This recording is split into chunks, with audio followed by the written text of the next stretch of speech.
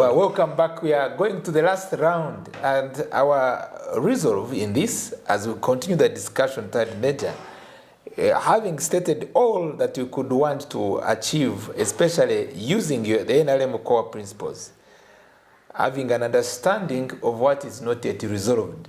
I would like to reflect on it because you may ask me what's that not yet resolved. Yes, I was about to. Yeah. Uganda, as we are, even on the onset, we put on clothes which are imported. We are unable for the last 60 years to sustainably manufacture our own clothes. I've had this from some cycles, and myself I'm concerned. Yet, the geography I studied, it reminds me that we were the chief producer of cotton in Africa, a producer and exporter. We had the ginger textile industry.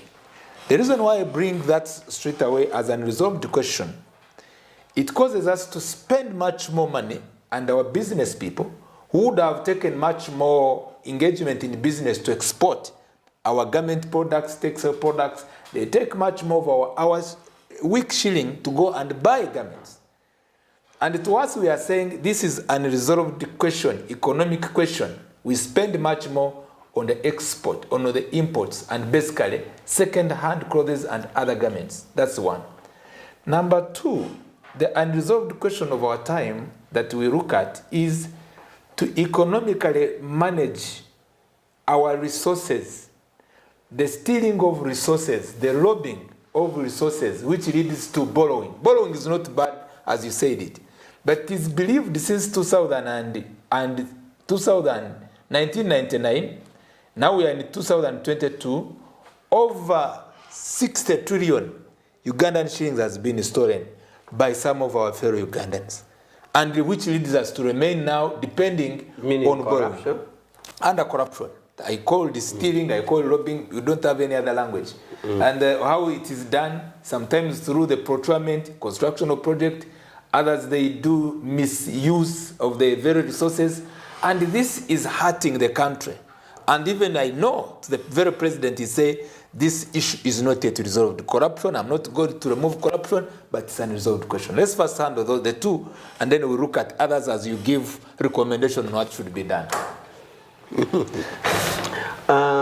First on import and export. Yes, the issue. I think as a government, there's a deliberate policy framework to have import substitution. In other words, what can we do here that would stop us losing money in terms of export? Especially with the issue of garments and the textile productions. The government, Uganda has moved a long way in a balance of trade. Even if you look at country by country, Uganda, Kenya, you remember there was a time when nearly every item, blue band, sugar, everything was imported. But if you went to a supermarket now, Garden City, and check in the shelves, in the supermarket shelves, so many things in the shelves are Ugandan made. Of course, there are others which are imported. Some people still prefer to import even fruits, even when we have rotting mangoes here. Anyway, we have enough that we can, more than enough that we can consume. But in particular to garments, it is not true that in the past we used not to export raw materials. We actually used to have export enough. I would want to bring to your attention that there's a chain of supermarket, a chain of garment agents called C&A. C&A makes suits and shirts, garments generally. But in the past, in the 60s, using the materials produced here from Uganda. In the past, C&A would go up to planting cotton in Uganda, ensuring that it is grown well, harvesting and buying. C&A used to do it. Now C&A is no longer doing it here, but C&A, I'm not so sure whether they have a branch in Nairobi, but I buy a lot of suits from them. But they have been doing it in the past, from planting up to shipping it out to make garments. But what have we done as a country? There was attempt under Goa, that is African gross whatever in America, yes. which was giving us quota. So we were making these materials for the export for American market. That was an attempt to say, can we have finished product and we export it as finished products? AGOA was put in place. Then in ginger is not all sad news. Ginger makes actually uniform for soldiers and police. So it is not... The garments. Yes, it is not all gone. And there are many things made in ginger now that we use. The materials are from our very own raw materials? Yes. And then... To its finishing. Okay. So that ginger you're saying is not all that dead. Okay. Because it is made to materials. Others are brought here in Ginger Road. Ginger Road Police Barracks. There's a factory, so to say, which makes police uniform. And the materials are just got from ginger. So it is not all bad news. In other words, we moved from a situation where C&A would plant cotton and take it, but we have also moved... Silk products, all that. Yes, we have also moved to a limited extent of exporting AGOA products, but also the ginger that we have. So much is being done now in terms of garments. Not all is lost. We can only hope to make it better. Before you go forward, are we having a projection where we will... There are some countries which has taken on the policy where we will no longer import second-hand clothes and using our own garments, having our own garments in the country. It is always a degrading action of having the imported second-hand clothes, which some we are told that that's for people are passed on, and also above all, finding that we spend a lot of money to bring these already second-hand clothes. In terms of garments, I'm not so sure. I need to check with the relevant ministry. All I know is that in terms of vehicles, vehicles upgraded to a higher level as opposed to formally bringing all the cars. I think now there's a limitation of cars of not less than 6 years of old. Remember, it used to bring all sorts of old cars. Now it is not. So in garments, I don't want to claim to be a Mr. Know-it-all. I can check the policy areas, but I think there's something to that effect. Some countries have gone to abolition, I think Tanzania and Rwanda, but we also had such a policy at some time, but I'm not so sure. Being a lawyer, I need to cite concrete. I don't need to gamble. So I can check that. Thank you. If you may, I think you would make me go to area of corruption. The area of corruption, yeah, it's an area which is an unresolved question because it affects the economy decisively. I think by far it is agreed that corruption is still a vice in the country. I must say this because there are some people who at one time thought that there was no corruption, it was the press that was blowing it out of proportion. But I think increasingly, with the bodies that come with their research system like IGG, you can quote their data, and others seem to believe that it is true there's leakage of resources from government. And government has done that to the extent that so many institutions have been made to fight it, starting with the courts of law, the DPP, the CID, IGG, and many other institutions in policy frameworks and legal framework to combat it. But it's a bad thing, it is big, and for us in the party it worries us because you put out a manifesto, you even look for resources to implement the manifesto, but you are not sure whether this manifesto will be implemented because it will be, money will be stolen. So it affects us, and when we go back to the people, we keep meeting the same challenges. In fact, I have said in some fora that if we had a machine which could measure and check out people who hold authorities over public resources, we check out their investment. If there was a camera that would show that, doctor, this house you have built, the camera would show, for example, the bricks that you bought on money that is not yours would show red, and the bricks that you bought with your genuine money would show green, it would be very good. And I'm sure these people would be exposed. Some bungalows would show only red, not green. Rt.Major. So, the issue of corruption is a serious issue. Many policy framework has been put, many legal framework, many institutions are put. A lot more has to be done. There is a feeling that maybe we as a state, we are not being hard enough on suspects. I was coming on that. And I think that cry need to be investigated. Is it true, is it not true that we are having suspects or even confirmed suspects, convicts with kid gloves? So we need to work hard around that. Otherwise, if we could seal off leakages of government resources, we would go a long, long way. And it would help us in implementing our party manifesto. I want to take the pride and the opportunity to state this that you may take home and which is known to you. When I say take home, I mean the Secretariat. What you said is true and it's being projected that way. The head of state, and that's what I've said, the state.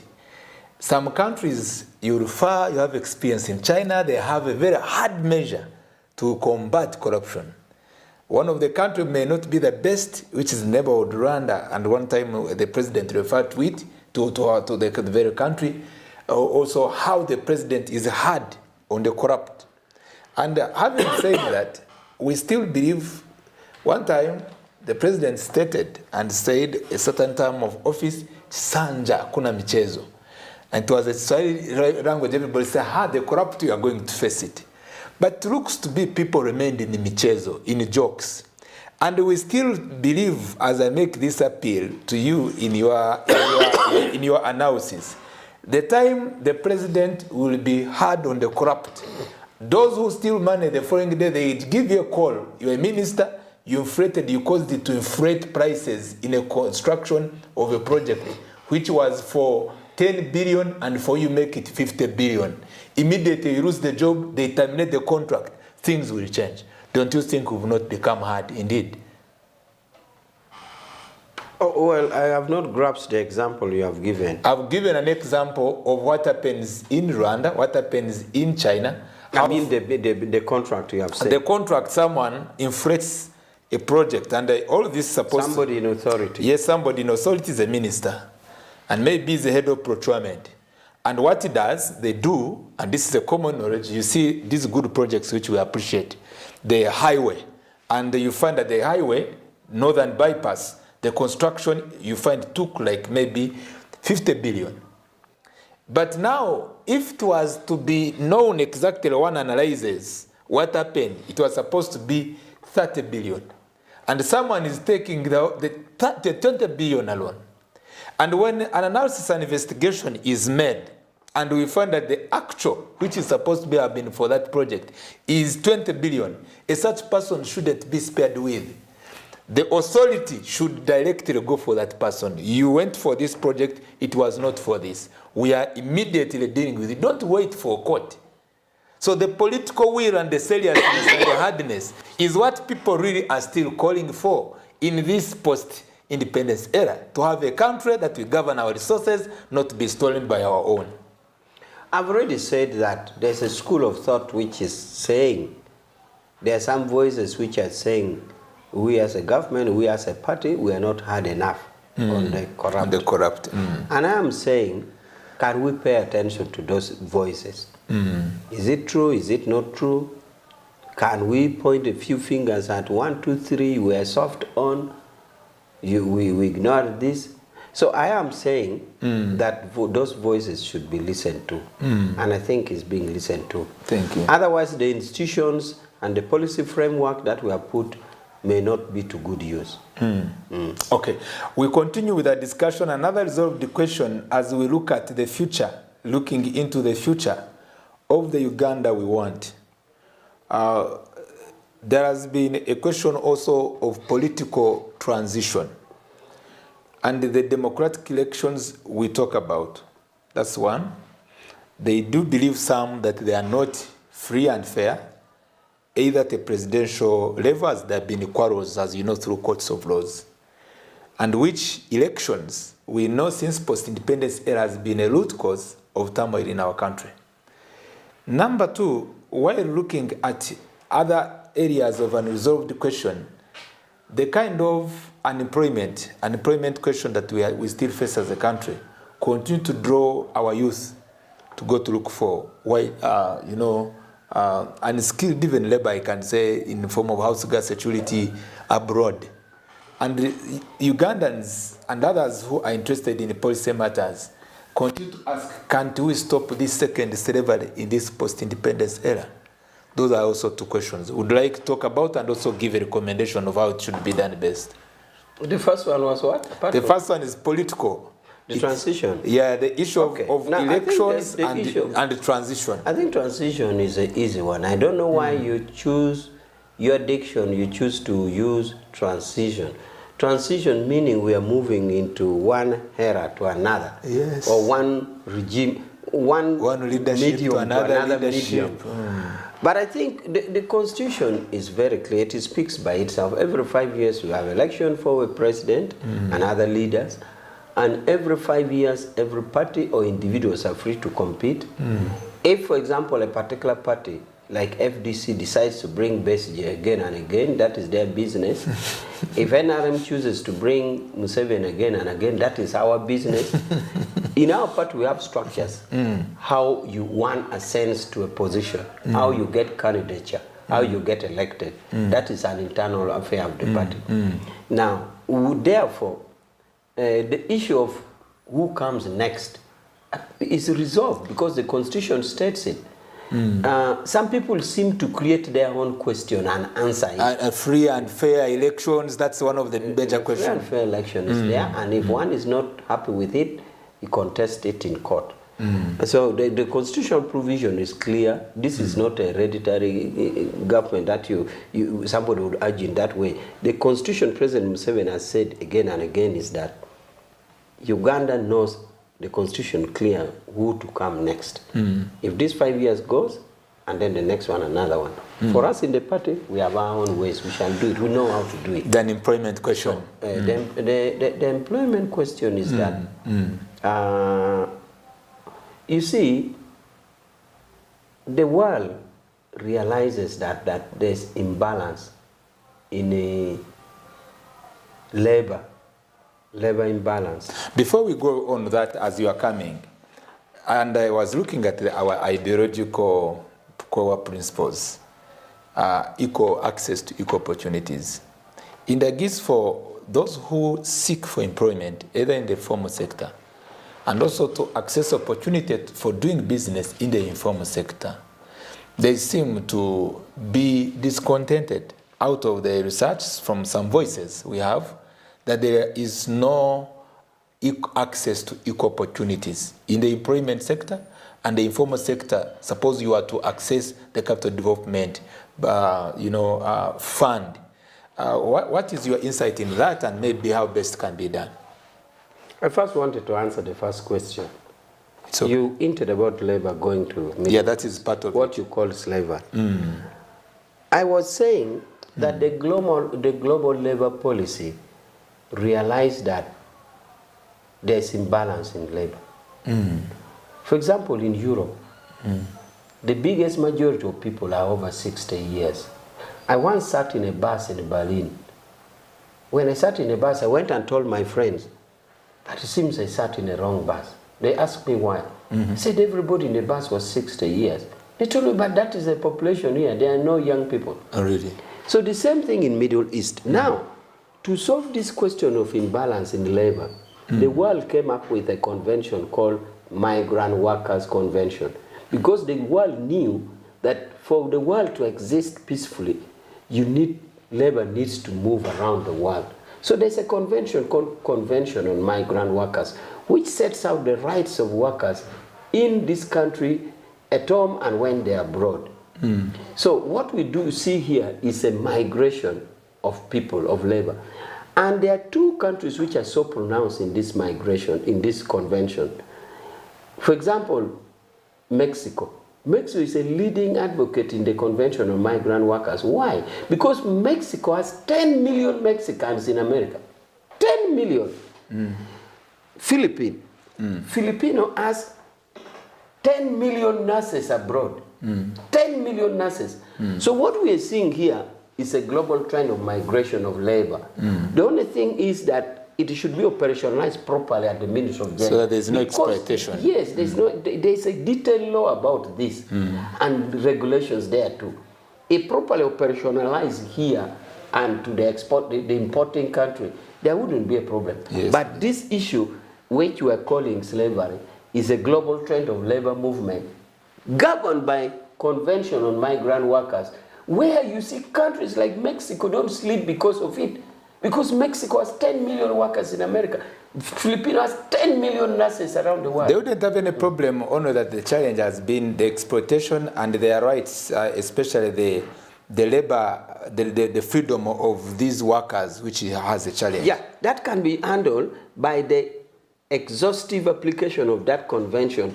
And this convention also calls for state parties to pass national laws, which we have passed. So it also calls for the effective implementation of this law, from recruitment to exporting, yes, and please. their rights. Yes, please. We are concluding our talk show. Rt.Major, we appreciate to have come and have had a discussion, giving us the insight of all that part of what indeed we project as analysis, economic and political analysis of Uganda post-independency. You've given us the issues, all that underlies under the NRM ideological, I call them ideological pillars, which you refer as core principles, and basically to look at the Uganda's economic prosperity and the Uganda we want to have, and some which were unresolved questions. You projected that no, they have resolved the questions. Now, do you give us your last word? My last word, I want to emphasize on something which may not have been clear, is on the issue of politics, the transition. I want to make it clear that refer to President Museveni's repeated messages to Ugandans that the Constitution provides clearly how one accesses power and how one leaves power.